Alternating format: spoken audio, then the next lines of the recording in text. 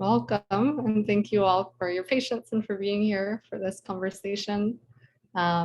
This is the last session, the last official session of our 3-day Open Future Forum. There's a couple faces here who have been here, have shown remarkable endurance, been here for most of our sessions, and somehow seemingly even been in 2 places at once. So thank you.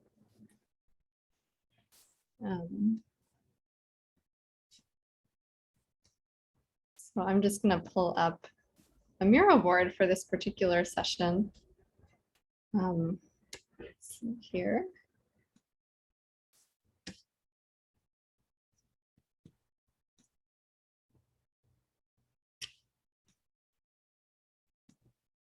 All right. So I'm going to put a space in here to get you oriented. And you're welcome while I'm kicking us off to start kind of looking. There's a little introduction section. And so if you would like, if you're in front of a computer and you'd like to put your name and your contact info in there, you're welcome to, just so we can orient to who's here. First, I want to take a quick moment to thank our co-convening partners for Open Future Forum before we get all the way kicked off. So I thank our co-conveners, the American Sustainable Business Network, Bluefin Investment, Eco Restoration Alliance, El Puente, Global Unity, the Guild of Future Architects, Heartland P5, Imagine World, Institute of Ecotechnics, Intergen Family, Kinship Earth, North Carolina Agricultural and Technical State University, Partnerships for Change, Pro-Social World, Reconsider, Toxic Free Future for Our Children, and Triangle Foundation. And welcome this session. Again, we're exploring what it means to design technology through a living systems lens. And I think it seems appropriate to kick that off by first kind of exploring our common definitions around, well, what is a living system? And, you know, I think to many folks in the room, that sounds like such a simple question because you've spent your whole lives steeped in it, but I think it's helpful to share, to start kind of through that common definition. And so we do have a board here around living systems principles. And I wanted to take the first couple of minutes here just kind of naming some of those together. And then we do have some specific kind of practitioners and examples we've invited into the space to share. But kind of starting, and I think somebody deleted one of the boards accidentally. You want to hit onto, otherwise we'll find what that was over there. But feel free to type it in within the space, or also for those who aren't in front of a computer or just prefer shouting it out. I'd love to hear from you some popcorn of what you think the principles are of a living system or living systems design. What are kind of the requisite design principles?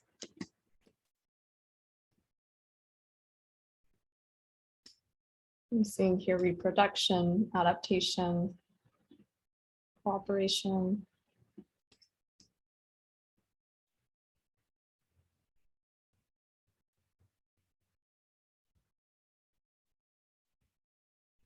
Feel free to vocalize it too, and we can just help type it in. I was involved a lot with organic certification and definitions, and one of the original ones that was abandoned was that if you can unplug it and it dies, it's not organic and living. And I thought that was a really nice threshold. Unfortunately, they gave that up for hydroponics and aquaponics, but I do think that self-perpetuation through natural force is kind of a starting point.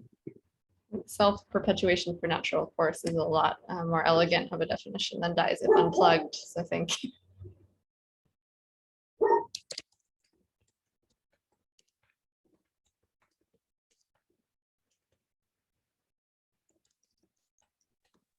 Reciprocity, integrative, self-stabilizing, alignment with water, fractal.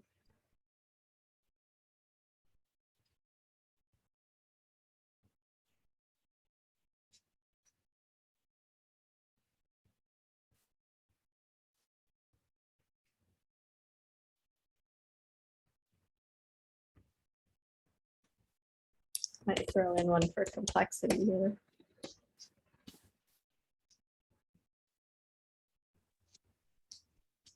Fulfilling.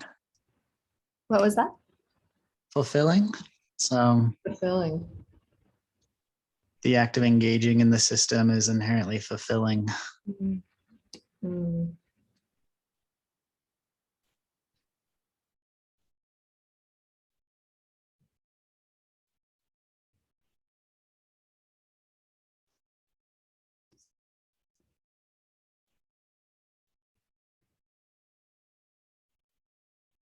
Just a few more quick moments. Any other kind of non-negotiables, any other principles come to mind here?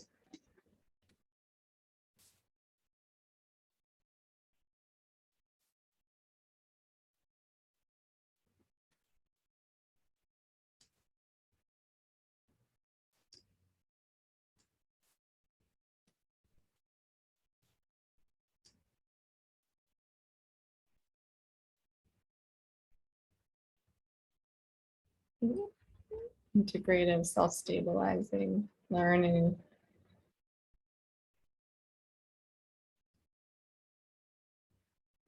Based on who we've got in this room, I think there's a little bit of preaching to the choir here too, so I won't spend too much time on standing up that initial piece, but I look forward to revisiting it as we go.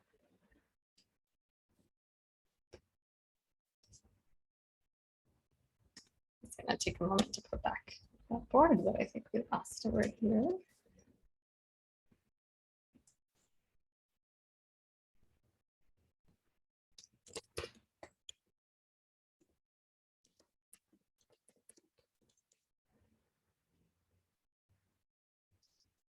So next, I wanted to take a quick moment to outline what we think some of the risks are if we don't follow living systems principles in our design of technology or how we approach technology. What are some possible outcomes that we see? So feel free to toss those out.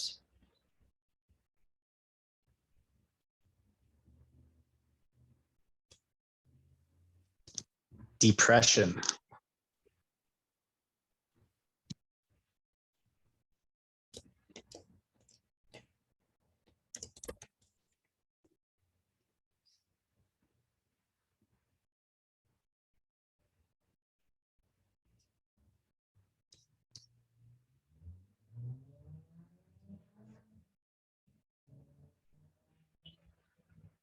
We've got disconnection, destabilization, I'm seeing here.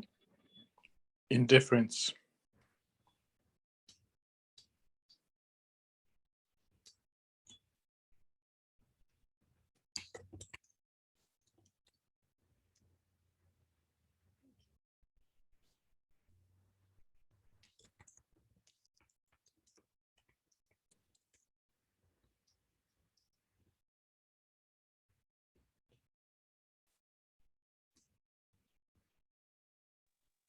I keep trying to type empathy, but somehow the Miro board is a little jammed up on me. Okay, yeah, feel free to just shout stuff out. You don't have to worry about the I'm assuming empathy is a positive principle and not a risk, right? Yes, I've spent the entire time trying to write one word. I think you were the one retitling all of the boards. We've got a bunch of tech people on this call. Oh, good. Thanks, bud. Let's see, death, extinction, lack of presence, brittleness, stagnation, inhospitable earth.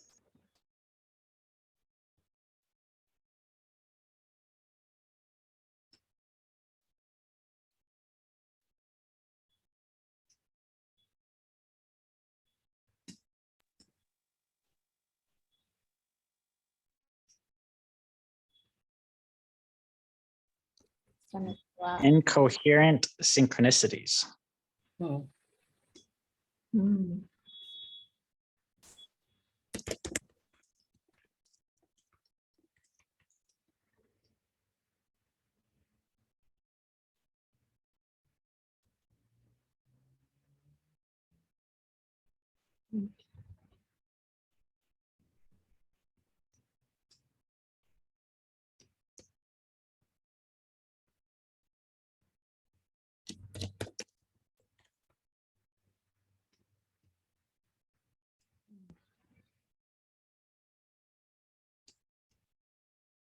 there might be something around fragility and corruption.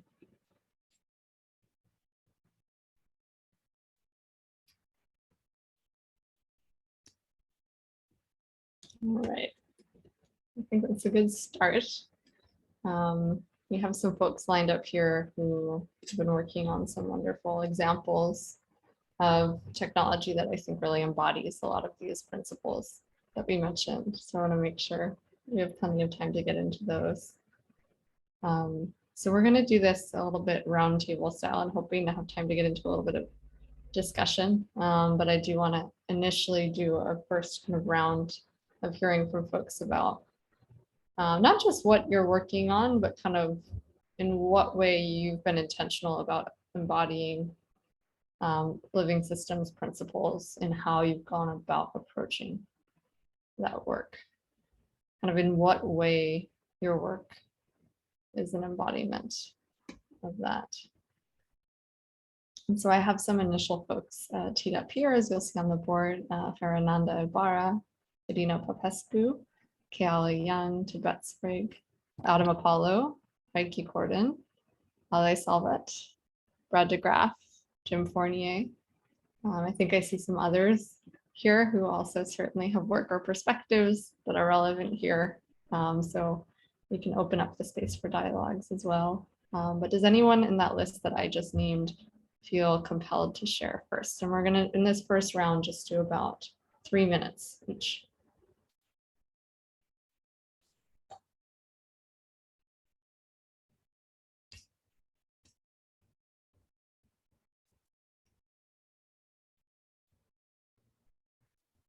I'll start. Thank you. Yeah.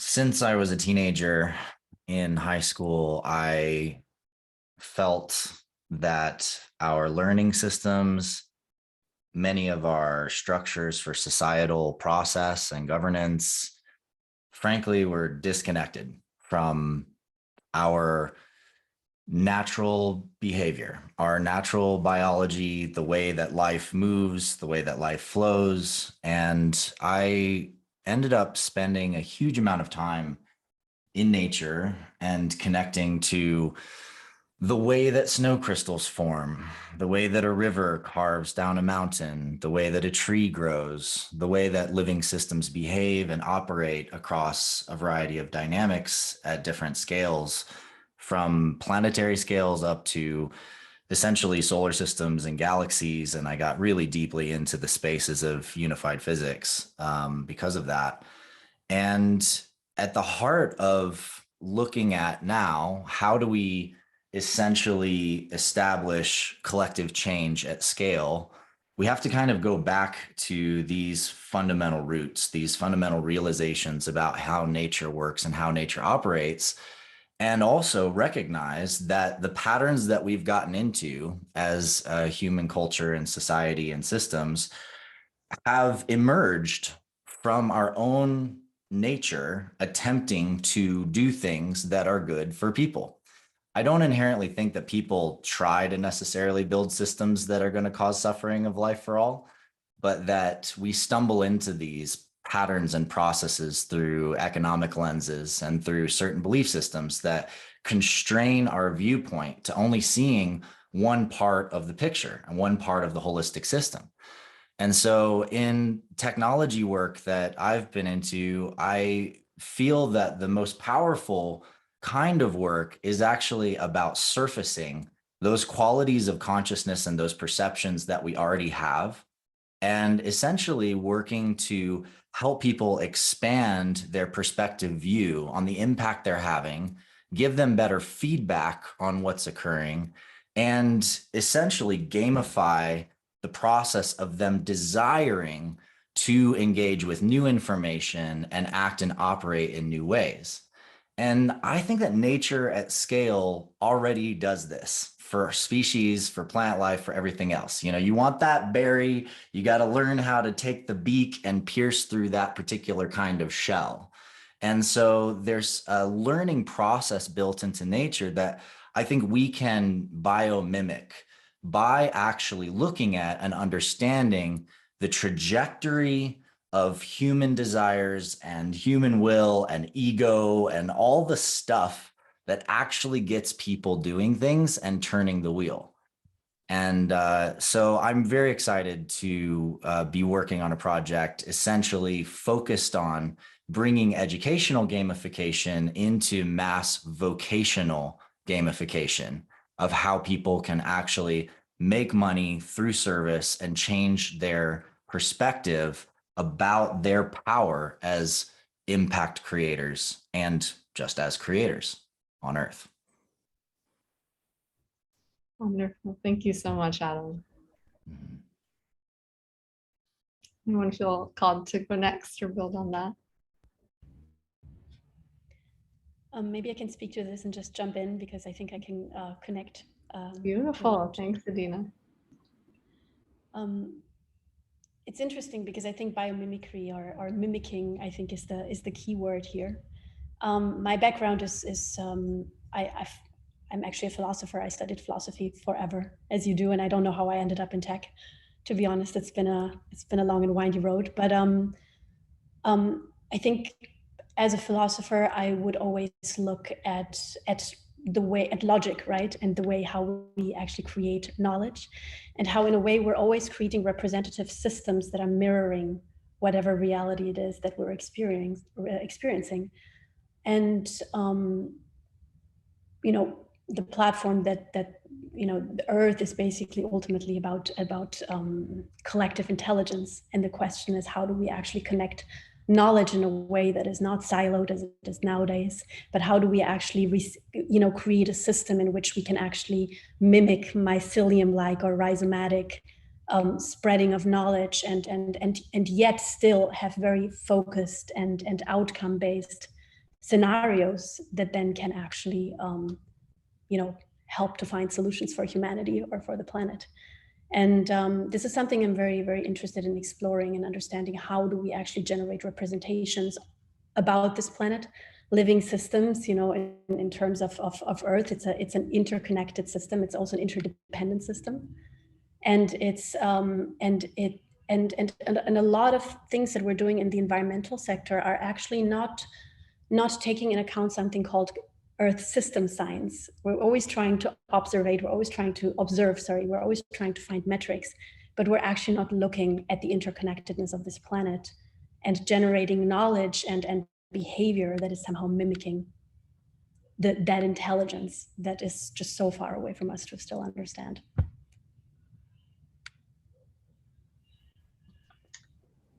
Beautiful. Thank you, Adina. I would like to follow that and actually challenge the word mimic, because I think it's more about aligning and remembering that we are part of the living system. And there's a great quote: despite our social pretenses and sophistication and many accomplishments, humans owe their existence to the sun, 6 inches of topsoil, and the fact that it rains. And remembering those core basics, and Jake talked about coming back to these real core basics, and these are foundational, right? Without liquid water and our sweet spot with the sun, we'd be Mars. So really allowing ourselves to flip the mirror. And living systems informs everything I do. I mean, that's been my work for my entire life, and grew up in a wild place with the creek as my teacher and the snow as my master, and riding gravity as a skier. And really invite us to just feel it inside of ourselves, that living system, and know that we are that. And we are, in fact, this living system expressing its brilliance as life. And so the more we can align with that and gain that that reciprocity from that system begins to feed back to us. and magic starts happening. I mean, the synchronicities and the shivers start happening. It's like, whoa, you know, the whole energy changes in our vibrational frequency. So thank you. And also, I'm really starting with this conference to recognize, to the degree at which I believe I'm really feeling that we've tipped the tipping point to life. I feel that us coming together is an indicator that we've in fact turned the tipping point to life. And we just keep going with what we're doing, and life will take care of itself, because life wants us to thrive. And you know, all these disasters that are coming, and probably more will be coming over the years, it really is the earth tearing down the old paradigm that's not working. And it's our chance to rebuild in a new way.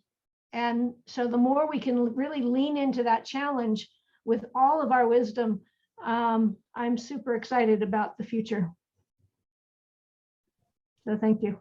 Thank you so much, Elizabeth. That was wonderful. Ferananda? Yeah. Well, hello, friends. Hi, everyone, everywhere in the world where you might be at in this moment. I'm at Mexico City. It's a little shady today. And I want to bring the perspective about social organisms. Like when I see nature and when I see the behavior of superorganisms, I can ask myself, what makes a superorganism super? And how come that then we are social organisms? And what part of the behavior of these organisms that are so special, right? Ants, termites, 70 million years old of kind of wisdom that has been constantly developing. Like, let's bring into our conversation some of them. Let's bring the leafcutter ants that they started harvesting, and then they started to garden. And when they started to garden, they started to build cities. And when they started to build cities, they kept having different functions, millions of ants with exclusive functions. Some of them like get and cut the leaves, and other ones chew it and put it into a pulp, and then other ones like put this pulp into the leaves, and then they harvest it for the little ones, and then others take it to their nursery, and there's different sizes of that, and you observe that, and you wonder, you know, the sophisticated signal systems that they have. I mean, wouldn't you want to have that everybody, I mean, sometimes 20 million individuals that know exactly what's needed, in what moment is needed, and that they are capable of performing, not only performing their own function, but knowing what is the right thing, the right sense making in the right moment. And the wonders of how they don't need all these data to make decisions, but they do make decisions and then commit. You know, so there's some things that are specific behaviors that when I ask about myself, where does these capacities come from?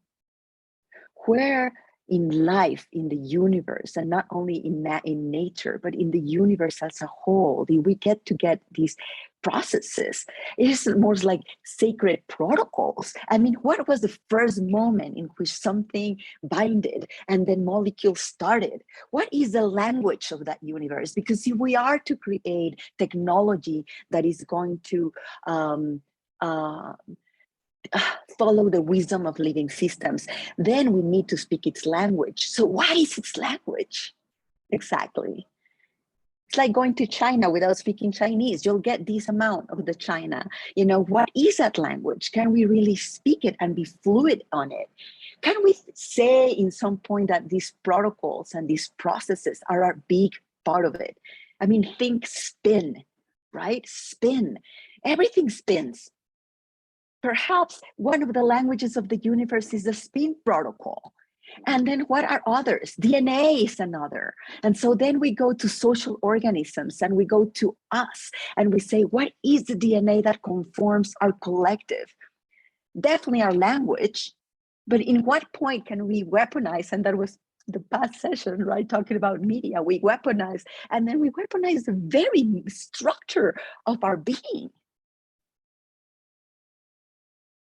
So if we think about that, and we think about in my work in collective intelligence, we consider that that social agreements and money and religion and even time, following a Gregorian calendar, it gives us a specific DNA.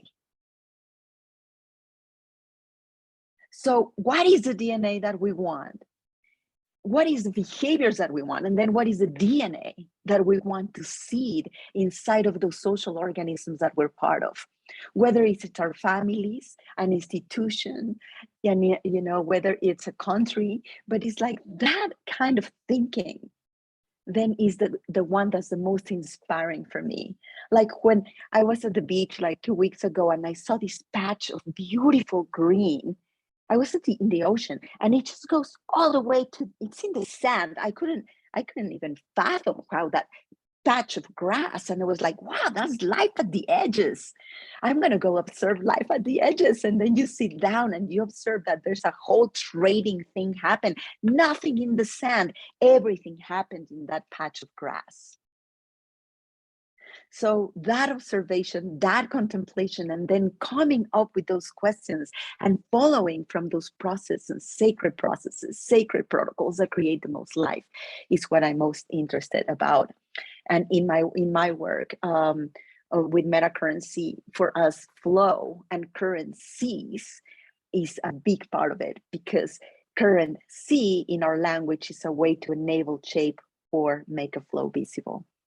So it's outside of just trading products and services. It has to encompass life. It encompasses relationship. It encompasses interdependence. I really, really want to be like those beautiful fungi and those beautiful harvested ants. I want us to use our networked intelligence in the way that the super organisms do, and really be super. That's why I'm here. And I'm complete. Thank you so much, Ferananda. I want to just really appreciate the quality of being in this space right now. I think oftentimes you have one of these sessions and people are like, I'm working on this protocol and I'm offering this product and I'm doing this. And the way that I think everyone's been leading more with that how and that quality of being and listening, I am just so deeply appreciative of. Over to you, Rieki.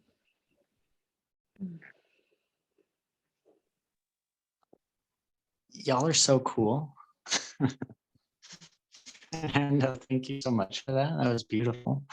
Kaitlin, thank you for holding this space. So Ferananda, I'm so happy to go right after you, because I think you're just so eloquently describing this organism that I think humanity is evolving into right now. And you're saying technology's role as being kind of the nervous system or whatever systems we're designing for this meta-organism to help coordinate us and create this new structure that we're working into. Is that about right? If you can give me a nod. Cool. Close enough. Yeah, so that's what I'm really excited about. And the piece I want to bring a little bit is I'm sitting in front of our, calling it a regen campus, but it could be called anything. It's about a 100-acre place that came into our movement very recently to serve as a foundation for us to come as every one of us on this call, certainly, so many of us are holding so many pieces of this movement together, but they're not necessarily entirely coherent yet. We all see our piece, but the pieces haven't really been plugged together. And we've been doing that weaving work of plugging it together. Kaitlin and Jamaica, you guys have been doing incredible work here, constantly weaving this movement. So I think lately we've been stepping out of, okay, we've been building a lot of technology, and the meme that's been most helpful for me lately has been the idea of building a bridge. So I think a lot of our technology work has been on one side of the chasm, kind of building the supports, the infrastructure, like moving the bridge, maybe 100 meters across as far as it can grow. But then somehow you need to go to the other side of the chasm and start building the support structures on there. And the bridge then needs to kind of come back and then connect with that bridge that's left it. I think a lot of our efforts have been on that first bridge, kind of leaving the old paradigm, moving forward and stretching out. But now it's kind of time for us to teleport ourselves to the future, so to speak, build these islands of the future that we are working our way into. And then from that space, build technology that helps us in that new world. And those technology tools would look, I think, and hope fundamentally different than the ways we're looking at the problems now. So that's what's really got me excited lately. And that's manifesting now is about 13 projects across the globe, varying in size, anywhere from 4,000 acres down to, I think, 100 and plus is about the smallest, where we're demonstrating different types of economic systems, both in the community and then at the bioregional scale, the watershed scale, and then network globally, and saying, okay, what does it look like to have different economic and governance systems for each one of these layers? You know, at the global layer, it makes sense to have things that are non-fungible, you know, things like currencies and dollars or tokens and all that kind of makes sense on that global level where we want trustless systems. But that makes no sense on our hyper local level, community level. We don't want to put, you know, at least the culture I'm a part of right now, doesn't want to put transactions in between every one of our interactions day to day. In fact, we think the highest civilization we're walking into is one that's guided by love and inspiration and flow, where we don't need technology at all to create the most inspired things we need to create in the world. So how do we get from where we're at now to where we're going, and what does that bridge actually look like? So we kind of, you know, intentionally build that map in to say at the hyper local level, let's look at social technologies, you know, non-silicon based technologies, if you will, about how we coordinate. For example, like rites of passage. Those are an ancient technology that have been around for a long, long time. You know, let's make more use of those types of technologies, the social ones, the mental technologies, right?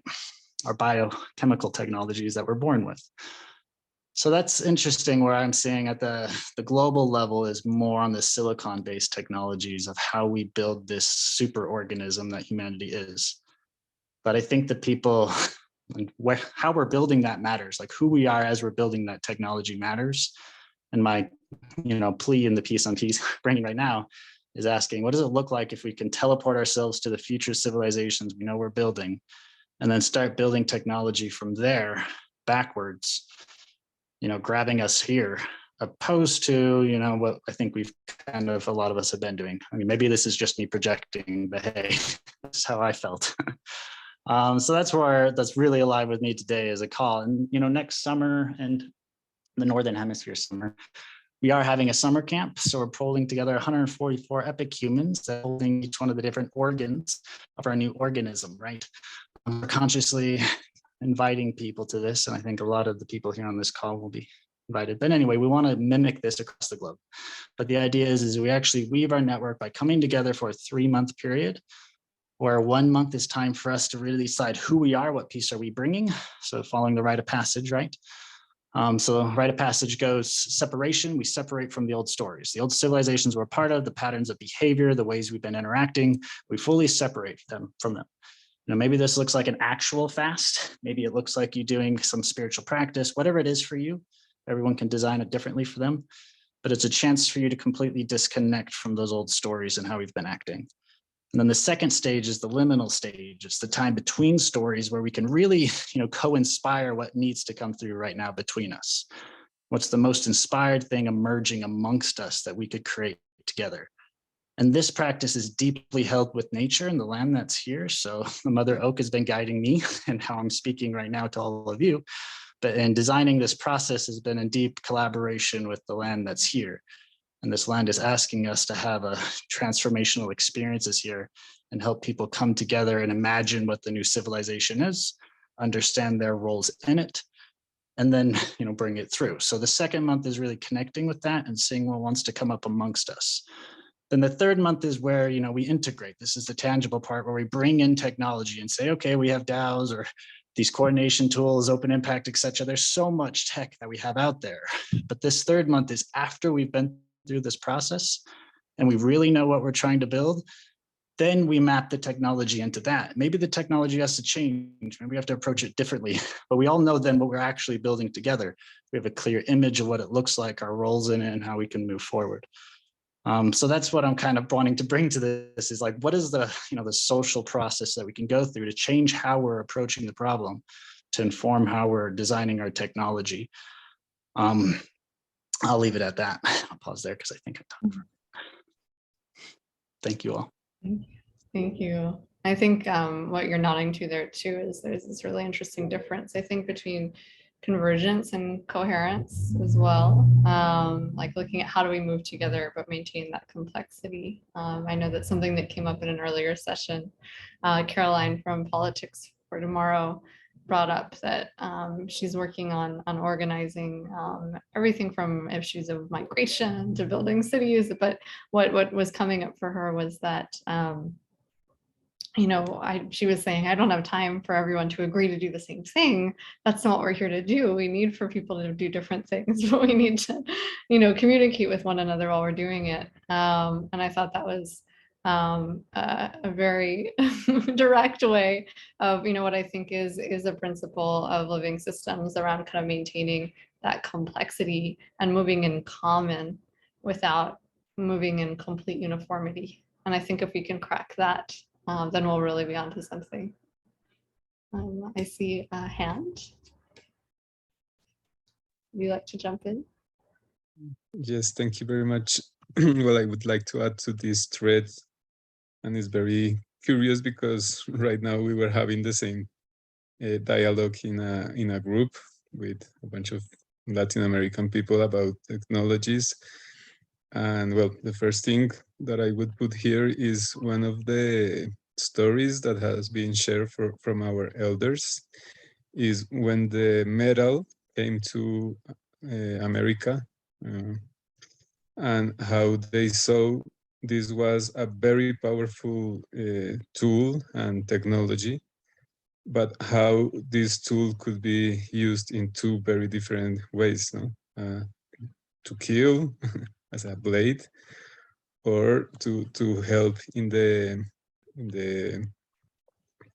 garden, in the garden activities and things like this. And so basically the main teaching, and it's even related to money, is how anything, it can come in its negative manifestation, or it can be transformed or just be shaped in a positive way.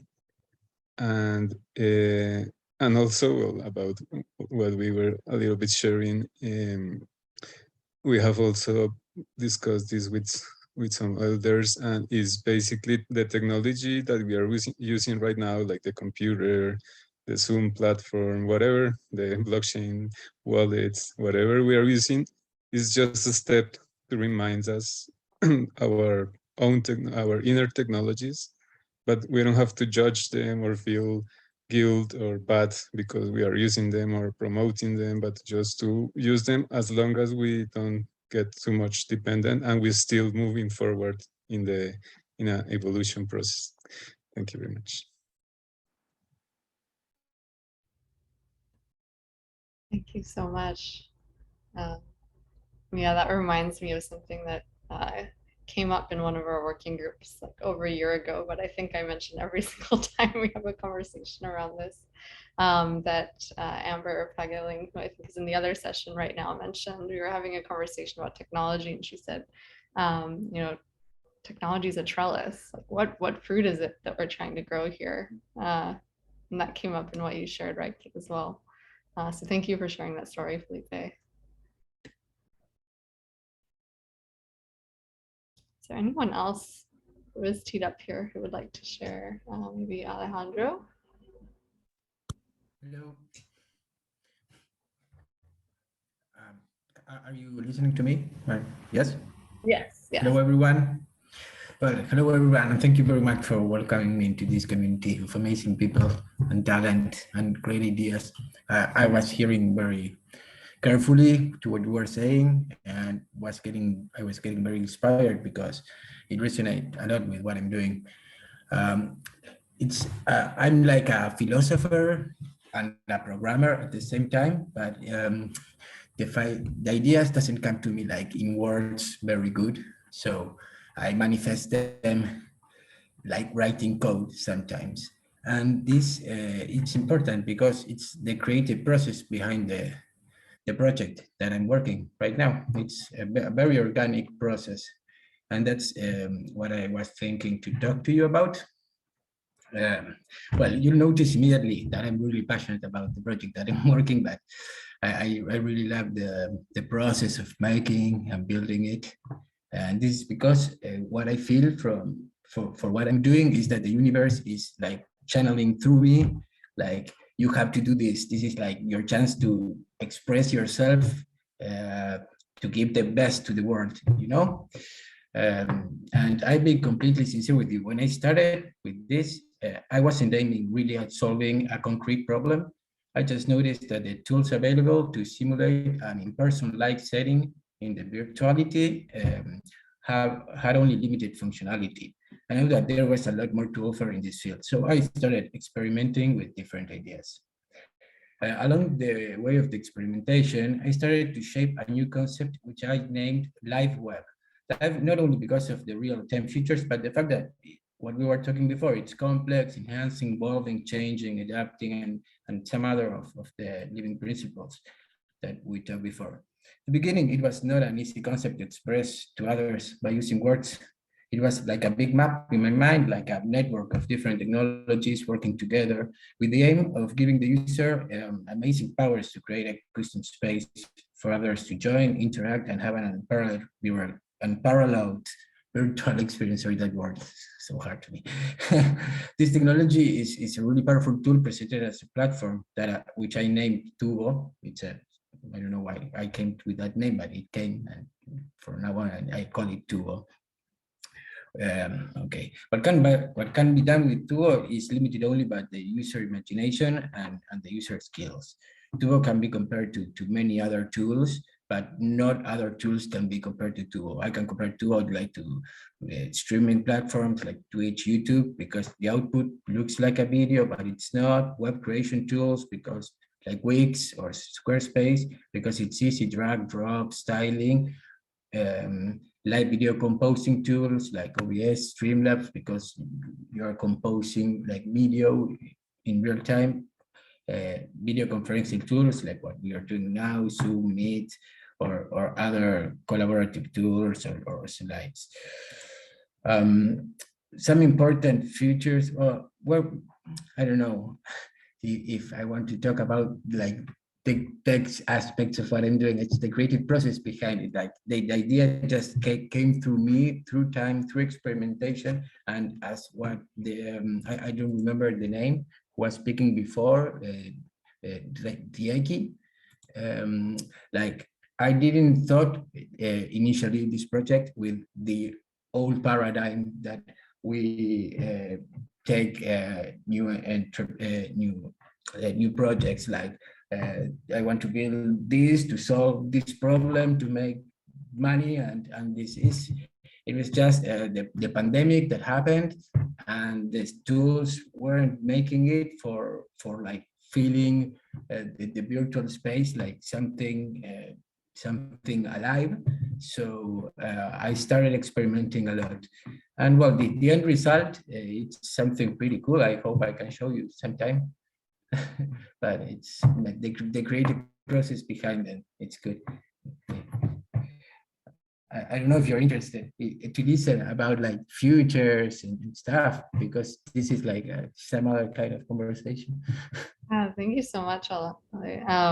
Yeah, I cannot wait for the folks in this room to see TUVO, because just knowing what everyone else is working on, what you're doing is so exceptionally relevant to everyone here. And so please do share links. And yeah, I look forward to weaving future opportunities to go deeper into each of our work. Thank you. Thank you. Thank you.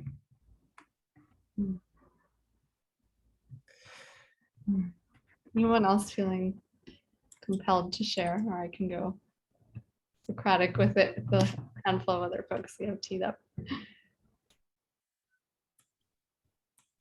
Maybe Jim.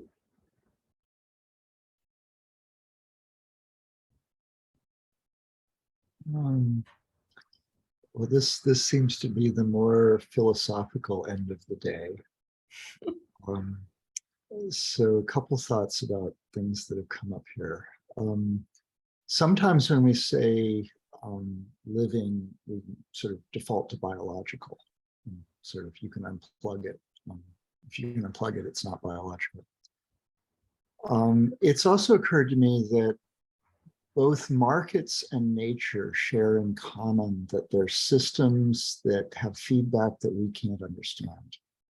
And so part of the culture is obsessed with markets, and most of the people that are concerned about nature see this as kind of horrifying. There is something though in nature where organisms find food, find resources, and evolve under those forces. And technology is starting to kind of do that. One of the things that I really like about what's happening with Web3 is that we're starting to go beyond just monetary tokens and exchanging other kinds of data in an automated way. And one could almost see this as some sort of embryonic development of some sort of nervous system that does have feedback, but isn't market feedback, and can almost evolve towards where nature has come from. Although there's another deeper property in nature where, at least in certain states, it feels like everything is alive and everything is intelligent. And that, in the deepest sense, may include technology too. That we may all be embedded in some much deeper evolutionary process that we can glimpse but not really see. Years ago, I wrote a little piece called metanature.org that's still up. That was my best stab at this. And I guess the best way I'd frame it is, if in biomimicry, it's sort of Aristotelian copy nature. And in metanature, I'm suggesting it's more Platonic, that the forces that give rise to nature also ultimately give rise to technology. And we're all embedded in that same intelligent, evolving system, trying to very rapidly cross a threshold, because if we don't, in literally our lifetime, the whole system's at risk. So it's a unique period to be alive in. Thank you.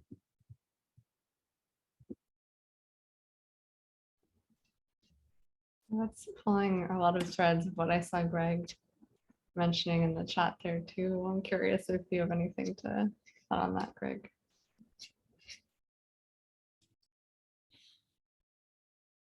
Yes, but where do I say that someone else isn't already thinking? What I see in the patterns of human organization, right? And organizing our shared understandings and allocating resources and doing everything that we need to do as humans become systems. And I think technology, you might say, as a very broad term, is the foundation of the financial markets, but then they're both products of the mindset of the disenchanted world that's arrived in the last 1,000 years, and the perspective that that has maybe reinforced in the last 1,000 years of separating humanity from the idea that we're connected to nature, right? And then, so then what we're seeing is the idea that there's nature out there and humanity here, obviously, and the technology, tools, and systems that we're trying to create weave us back into the community of life. And very inspired by all of you, Jim, that Meta Nature article, I remember, just blew me wide open when I read it then, and Ferananda, of course, and everything that I know that you're doing, Adam, and Adina, we're all kind of feeling this holism expressing through our work. And then I'm thinking about like what the book Consilience talks about mimicking organisms that have evolved systems more effective, like termites and ants are more complex than the financial markets, the way that they organize each other.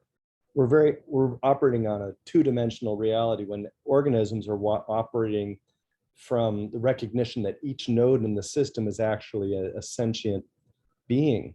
And I feel that that's where technology can recognize the agency and sovereignty. And I think that really looks down the rabbit hole of our own, what it means to be human and what it means to evolve beyond the social Darwinism, the 17th and 18th century, 1800s, to look at how the current legacy systems that we've inherited were not based on what we're talking about today, and rethinking the paradigm, and then therefore inventing systems and financial systems and business models that you co-evolve to be in the intention of what we all know is important, that we have to manage the biosphere and our relationship to it.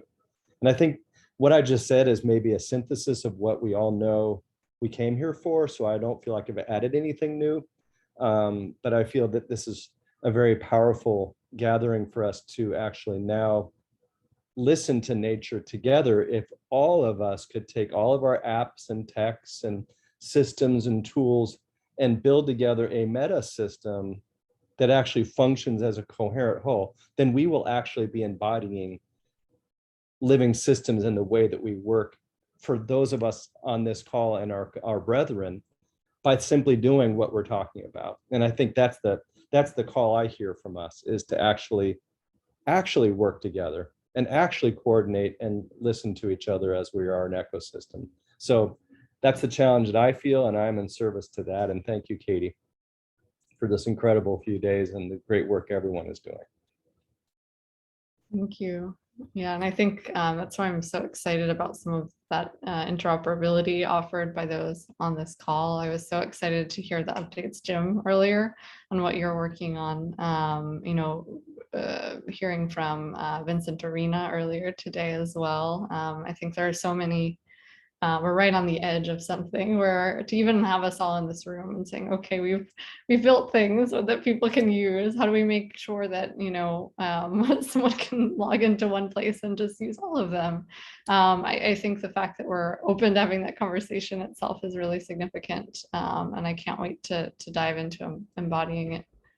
We've also made huge progress on the DID-based login and doing something analogous to OAuth, but more secure, equally easy, and makes every site the center of its own universe. Talked about it, but it's been cool. Wonderful. Yeah, I'm gonna step in the circle briefly and share, I think, just a couple more of the principles that we've been playing with as well in some of the work over the past 1.5 to 2 years. I would say that the work that I'm up to now has been very focused on answering this question of how do we resolve for complexity at scale? Because I tend to think that much of the extraction and destruction that we're experiencing has come as a direct result of runaway scaling that has lost its context. That's been the product of mass industrialization of money as we currently see it, right? Our currency has lost its context of exchange. If I were to boil extraction all down to one thing, I think it's that runaway scaling that's lost its complexity. And so if I were to boil down the solutions that we've been working on, I think it's the opposite of that. It's complexity at scale. How do we learn towards maintaining that context as people or groups of people and things kind of move from place to place? And Jim, I heard you speaking to that earlier too. So that's certainly one of the biggest principles that I think I'm bringing with me today. Another one that I've definitely already heard from this group is that of learning forward. How do we learn forward at scale? I think another one of the problems that I keep running into is that folks will do something once really well. Whether it's we've been talking to childcare centers that are looking to scale from 1 to 300 to schools in Ghana to you name it. People do something once really well or 3 times really well, and they say, okay, it's time to do 2,000 of these. And that's oftentimes kind of the push that our current economic and other drivers have, but sometimes there's a positive side to wanting to kind of swell to that scale, right? Because we're trying to work on something like ecological restoration, and it's valuable to look at it through that lens.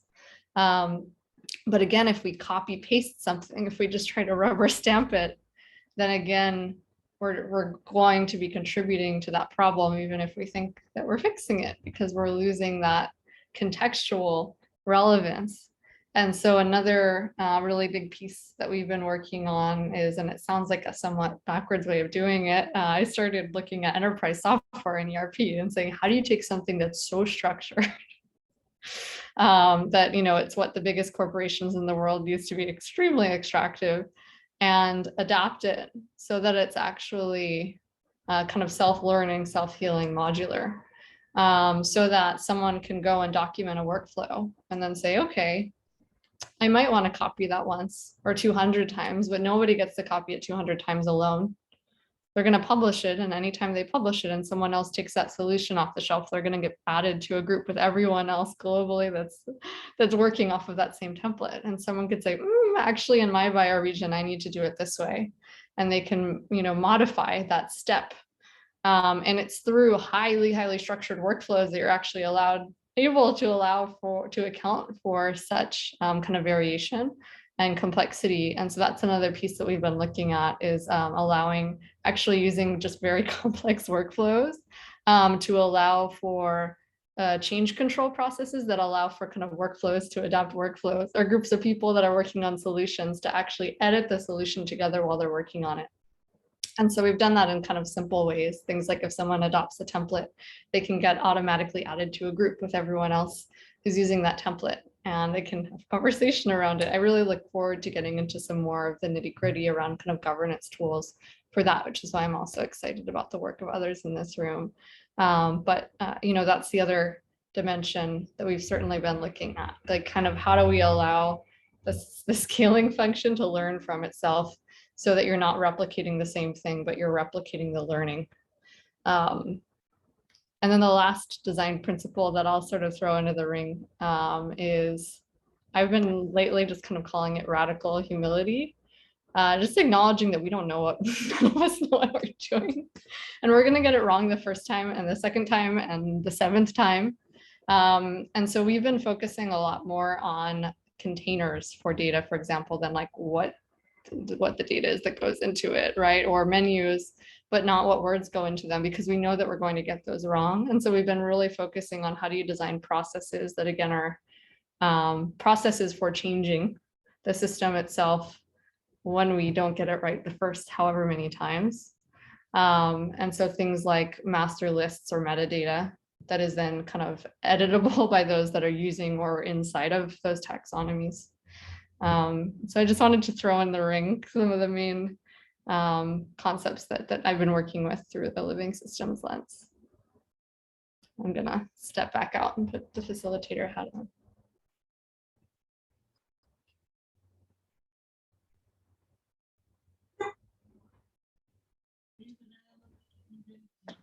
Anyone else have anything specific they've been kind of working with, principle-wise, practice-wise? Voy, manita. You know, Katie, I had a thought that I was talking to somebody in the more Web3 world and thinking about the platform of open impact, you know, your platform, our platform, and looking at how, I think it's pretty obvious.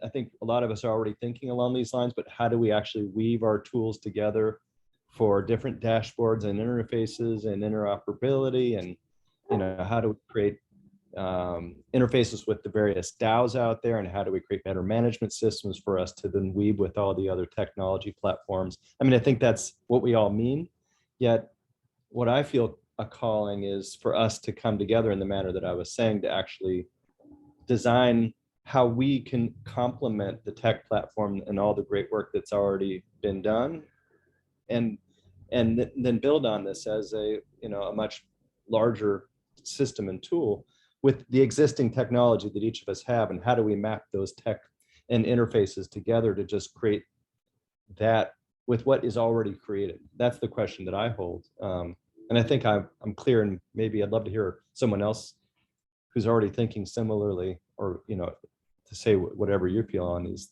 ideas. Yeah, I'm curious about bringing us into some process around that, because I think that's been kind of a named, I mean, there's the whole collaborative tech alliance. There's a lot of folks in this room that I think have been actively working on that particular question. One curiosity that I have and where I was thinking of leading us next is that, an approach is, let's take what we all have and figure out what that one thing is, and we put it all together.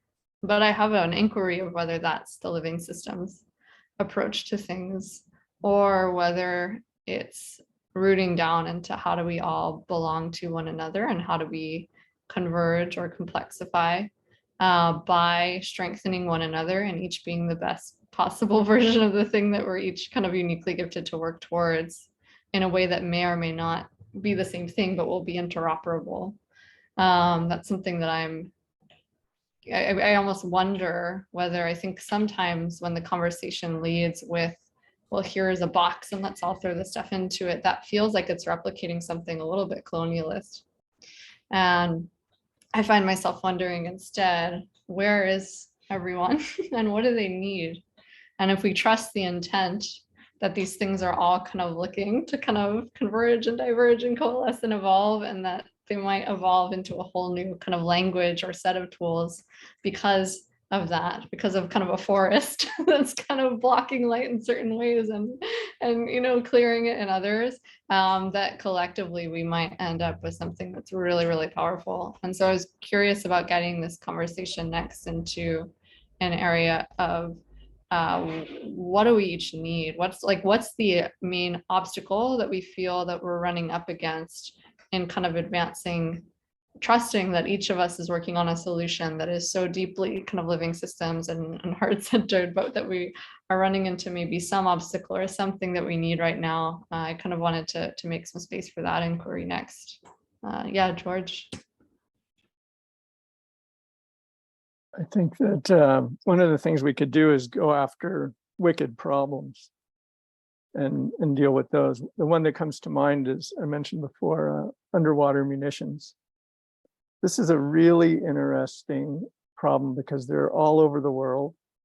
They're chemical, biological, nuclear, or radiological and conventional guts to these weapons. The casings are corroding. The International Dialogue on Underwater Munitions, as Terence Patrick Long has 18 years of research on this and real life experience as a Canadian military guy. But it's going to take, as Bucky said, we have to convert all the technology we created for weaponry to livingry.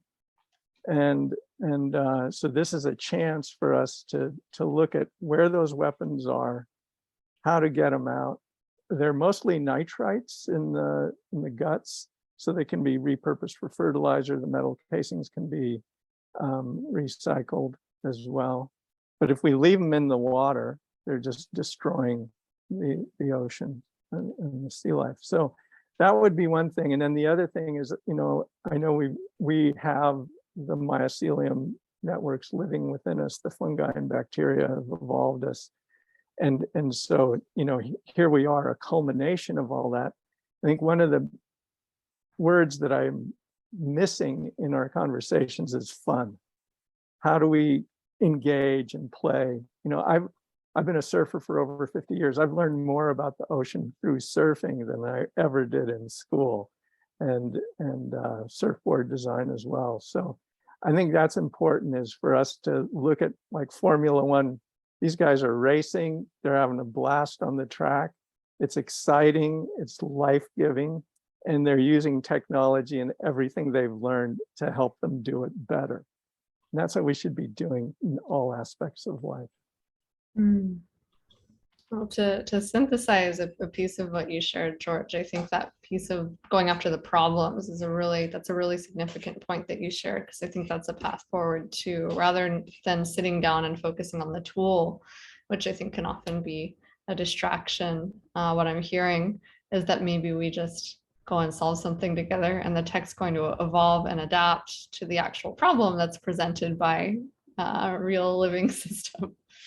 Yeah, and Tom Chi and his rapid prototyping, he's, because I get to work with him at the Buckminster Fuller Institute, he's just really great at that and a lot of fun.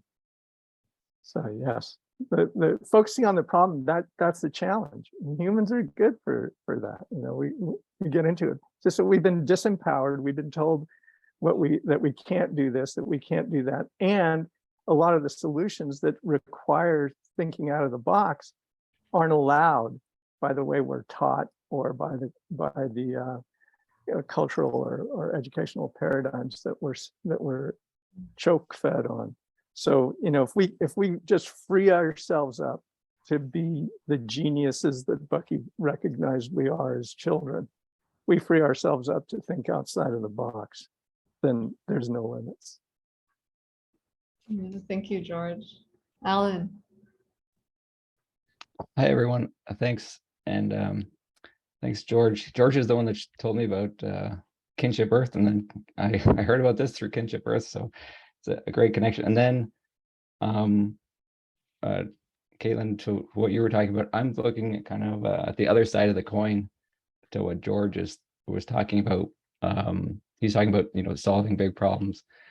But I've been for many years thinking about just how the people out there solving the big problems can connect to the individuals out and about, and, you know, our neighbors and family members.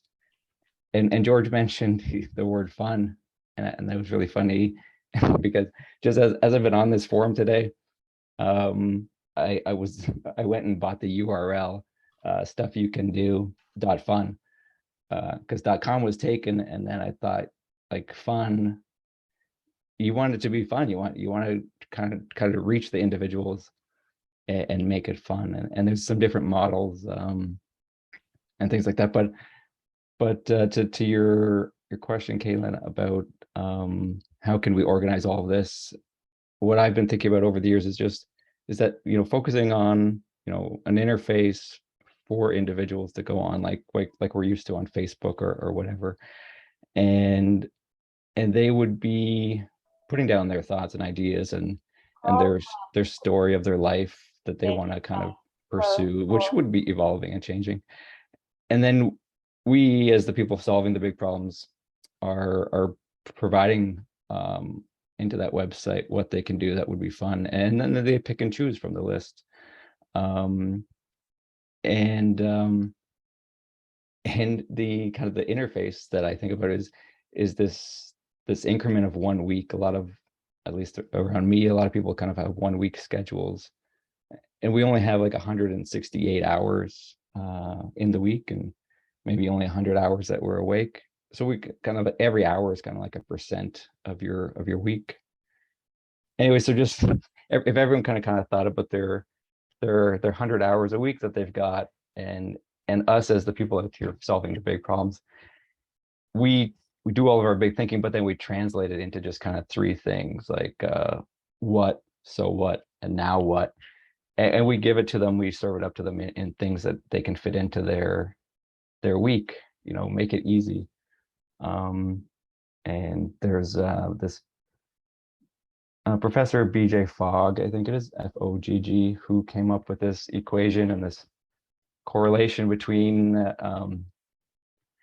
caring, how much someone cares, and how easy something is, or how hard. The more someone cares, the more effort they'll put in, and the less they care, like the less effort. So he's got this curve, and he's like, if you want someone to do it, like a lot of people, you know, kind of care, but they get distracted. So the easier you make it, the more likely they'll do something. And we see that with terms and conditions on apps that we want. We want the app. We don't want to read this terms and conditions. We click something, even though we know maybe we're agreeing to something we don't want to agree to. But it's so easy that we're doing something we don't even want to do. It's so easy, right? So those are just things I'm thinking of. And I'm looking forward to, you know, connecting with some people in this after this forum and pursuing these ideas. I just wanted to share those thoughts as they came to me. Thank you, Alan. Yeah, one thread that I'm going to pick up with from what you just shared, that I don't know that it actually came up in our discussion of the principles, and I'm surprised if it didn't, was the importance of cycles, of sort of that cyclical design, that cyclical thinking.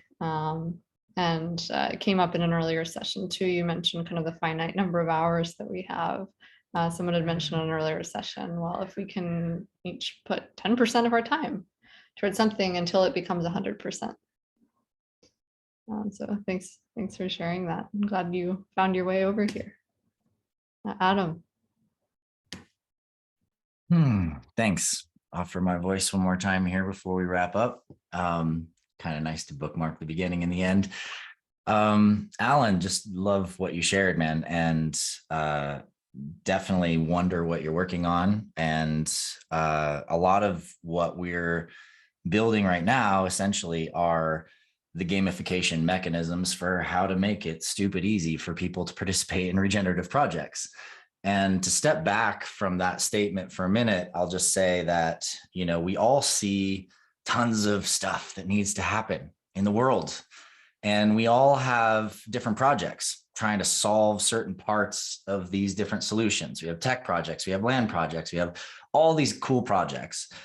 And yet also they're very like simple, practical day-to-day projects that we see around us that need to happen locally. And the fleet that we represent of thinkers and beers and doers positions us extraordinarily well to be mission creators, to essentially say, look at this, this could happen, this could happen, this could happen.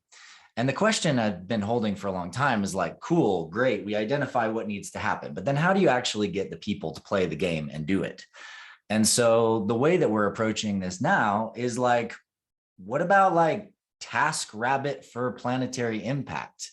If there's a way to connect top-down philanthropic funds to on-the-ground validation and the actual direct work happening, then essentially you can create a mechanism where large-scale funds that many of us are also aggregating, or crypto projects we know are aggregating, or other projects are aggregating, and they could attach bounties to those missions. And when there's a bounty attached to a mission, you know, anybody could take on that mission. It's the high school kid who doesn't want to go back to work at McDonald's. And instead of cleaning up a toilet or getting a job at Uber, what if they were taking a mission and earning a bounty for that mission and doing that with friends, doing that with colleagues? And so this is what we're doing with our education model now, is working the structure of courses into a structure that is missions and creating a bounty plugin. And then essentially like mapping, you know, what's happening on the planet so we can validate it, we can see it. The top-down big funders can go, okay, this is where my money actually can make change, and leveraging and connecting to giant epic libraries of impact projects and templates for new systems like Kaitlin and Jamaica are building at Open Future Coalition. And so that's where I see like we can actually get involved directly. All of us is actually starting to think about what are the missions that you would put out into the world. And then on the other side, I am very interested in tech interop, and that conversation I think gets beat over and over and over again for a lot of us in the tech space that are in these kinds of circles and conduits. But I feel that the answer is really simple, and that's just using standards for interoperability. And that's been mentioned in the chat, but I just really wanted to get that in and say also in the Miro board, I dropped our Core Nexus sort of list of standards, the spectrum of standards, that if we choose to use any one of these different kinds of reputation standards or collections or content formats, suddenly now we're creating an interoperable structure for data networking behind the scenes. And as soon as people have decentralized IDs, in other words, they own and control their identity relating to all that data, then there is no walls in the networks anymore. They can actually cross the boundaries and go into different spaces, owning, controlling, and maintaining connection to their data graph. And we just become service providers, tool providers, giving different views and different dashboards, helping people in different areas that we are passionate about in service to the planet. So I think there's a lot of really great ways we can move into active collaboration right now. And I'm very available for that for anybody doing tech projects and wants to learn, synergize, connect, find our synchronicities with each other. And for the wider collective, I think that you are the superheroes. You're the leaders with the vision to see what needs to happen on the planet. And the more you can map out and simplify those visions into missions that people can take on, I think we can actually create a driving pattern that involves everyone and gets all the kids involved, gets all the peoples involved, because they'll get paid for it. So they'll do it. It's like, you know, economic incentive. Geez, it's crazy that it takes that much, but it does, because people don't have time to just donate all their time or go donate all their money to charity or take away all this time from their job to do stuff. They got to get paid to do it. And I think that's one of the big keys in getting the biomimicry going into human economic systems. Thanks so much, Adam. There's much to talk about there. We just launched impact validation in our beta and have been looking at kind of how we can tie that to economic incentives. It's a very timely comment for some immediate collaborations, I think, in this group. Over to you briefly, Felipe. And Deb, you look like you're about to jump out of your chair when you were speaking, so I suspect you might have something to add too, but you don't have to be put on the spot. Over to you first, Felipe. Yeah, thank you very much. Well, actually, Brother Adam just expressed many of the things that we have been working on. And well, actually, kind of an answer to the general question is we really need to, because there's already many good platforms serving a lot of different necessities. Like what we thought it was, we just need to really focus one platform that can like connect the specific platforms. Like these are all the platforms for funding. These are all the platforms for visibilizing projects or for finding jobs, whatever. So whatever categories we need to redirect people to specific platforms that they would be needing. That's one thing. And the second, about what Adam was sharing, that I feel we really need to find the synchronicity to be able to focus on the people that wants to put together these pieces of this, what we call the Gaia passport. So how can we move freely and fluidly through all our different initiatives and experiences, integral experiences. Thank you.